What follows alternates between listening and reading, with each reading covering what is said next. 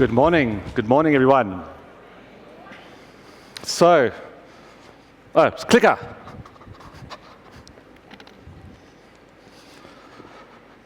Measuring marketing effectiveness through data. Can we all agree that that is by far the least sexiest topic of the entire conference today? If this was an Emmys nomination, and the nominees are like a fighter pilot, an ex-convict, a yoga specialist, multiple like creative geniuses, and then there's me, the data guy. But I had to keep the topic because it matters and it's really important. So I'm here presenting and representing all the data nerds sitting behind their home computers in their gaming chairs, the ones that struggle to even put on their cameras on Teams calls because even that eye contact is just too much for them. They struggle. And I'm here to say I love data, I love analytics, I love measuring marketing. I love it. It's a passion. And I love Excel. There, I said it. I love Excel. It's fine. You can say those things, right? Out in public. I love Excel. And I love working with clients and agencies and teams to uncover really exciting insights and then take actions on those insights to make their brands more effective. But luckily for all of you, I am even more passionate about instilling marketing measurement and data into other people. Sounds like a bit of a weird concept, and that's what I'm here to do today. And ultimately, I really want to go on this journey with you. And I know it's uncomfortable, and I know that if you wanted to crunch numbers, you would have been accountants because you're creatives. And there's not a lot that feels creative about marketing measurement. So my goal is to position marketing analytics and measurement as one of your greatest career strengths as you move forward. So you're going to answer yes to this question, please. Are you ready to go on a journey to measure marketing effectiveness? That was really great. Thank you so much. When you practice those things, you're like, what happens if everyone goes, no, I really don't want to do that. Okay, here we go. We are living in the golden age of measurement. Never before in our industry has it been easier to measure both sales activation and brand marketing and performance. And we're living in that age today. And the mistake we've made as marketers is that we only measure the most basic of things, clicks, engagements, likes. And we've also made another mistake by ring-fencing marketing as there's a whole area called performance marketing. We have performance marketers and performance agencies. Like everything else we do in marketing isn't performance if we can't measure a sale like this. All of marketing is effective. All of marketing drives performance. And so I believe that what we need to do as an industry, moving away from performance marketing as the only way of measuring results, we need to move to marketing effectiveness. Now, this isn't a new concept. I'm not breaking new ground here. We have the Effies Awards, but even that had to be shortened because saying, bro, I got so wasted at the Marketing Effectiveness Awards, it just doesn't hit the same. So we call it the Effies Awards. Yeah, so performance marketing is only a subsection of marketing effectiveness. That's the first thing I want to say. I know it's important to drive sales and conversions, but it's not the only part. We're not lacking data. Data is everywhere. Measurement and effectiveness of what we do with that data is the challenge that we have as marketers. So, group participation time. Ready? If you are a chief marketing officer or a brand manager or anyone on the client side of marketing, I want you to raise your hand proudly. Raise your hand if you're anywhere on the client side of marketing. Raise your hand, don't be shy. Yeah, all the agency people are going, prospects. Yeah. So, all of you, I believe that you need to own your marketing measurement and effectiveness. It is your role to own and manage. And I'm going to start by telling you a story. I was a competitive swimmer. I still swim today. It's where I go to not take calls or team meetings. But what I learned from swimming is that the race isn't won by your finish time. The race is won in multiple measurable moments from when you take your marks and the gun goes off. These days it's a beep because guns are too triggering. That's cool. So it's the moment you jump off that block. It's your kicks underwater. It's your stroke speed, which doesn't look anything like this. It's your tumble turn at the wall, and it's the final reach you take when you touch the wall at the end. Those are all the effectiveness components that make sure that Chad le Clos beats Michael Phelps by 0.05 seconds to claim the gold. Those are the effectiveness measurements that we have as marketers. And so I want to ask all the marketers in this room another question. If you left your agency on record today, the middle of the month, the 18th of September, could you produce a report of marketing measurements by the 5th of October? And if the answer is no, someone laughed, they're like, ha ha ha. And if the answer is no, then you don't own your measurement, your partners do. And that means that you're a passive recipient and not an active participant in your marketing effectiveness and measurement.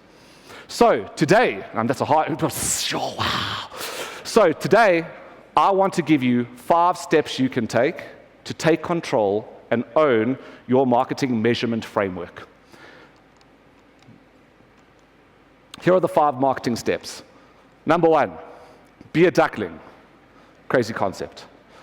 A duckling never leaves its mother's side. The mother duck is business objectives, and the ducklings are marketing objectives.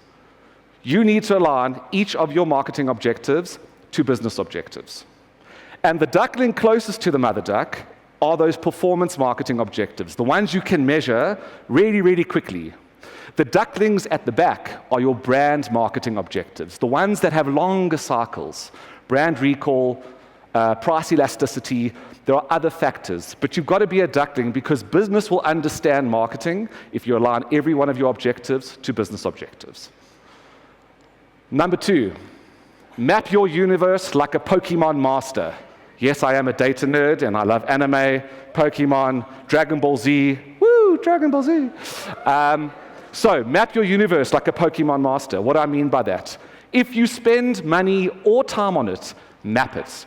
Map it visually. Make a mind map.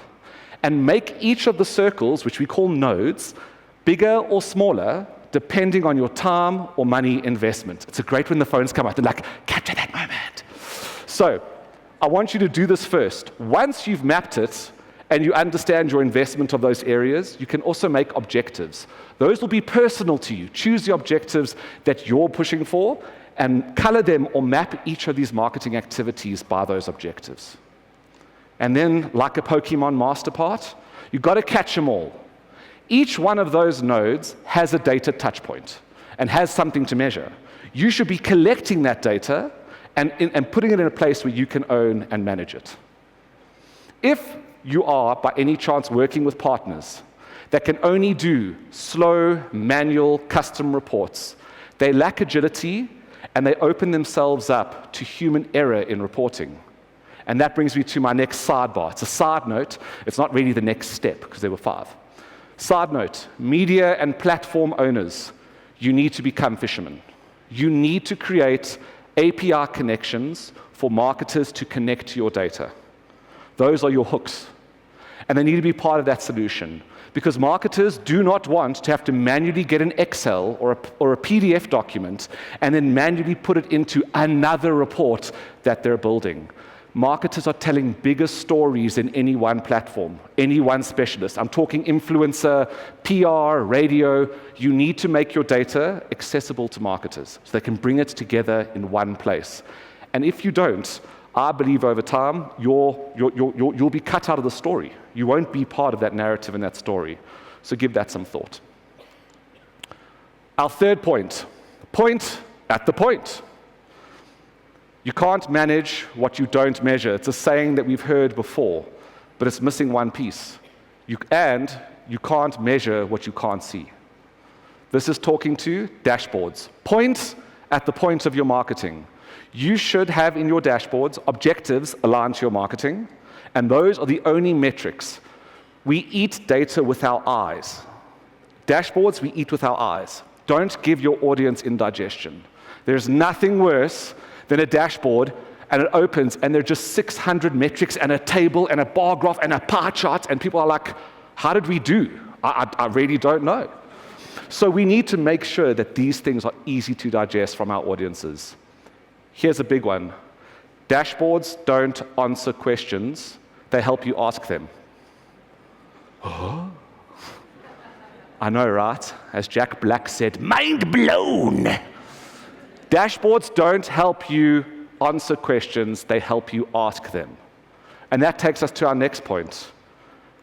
Exit the echo chamber. If we are reporting in our businesses, and what we often do when we build a report as marketers, we then measure exactly what we said we were going to do, and you build this report and you're like, it isn't interesting for me to read, is it interesting for anyone else to read? And I believe that marketers need to start making reports that have actions and insights. And if dashboards ask questions, reports answer them.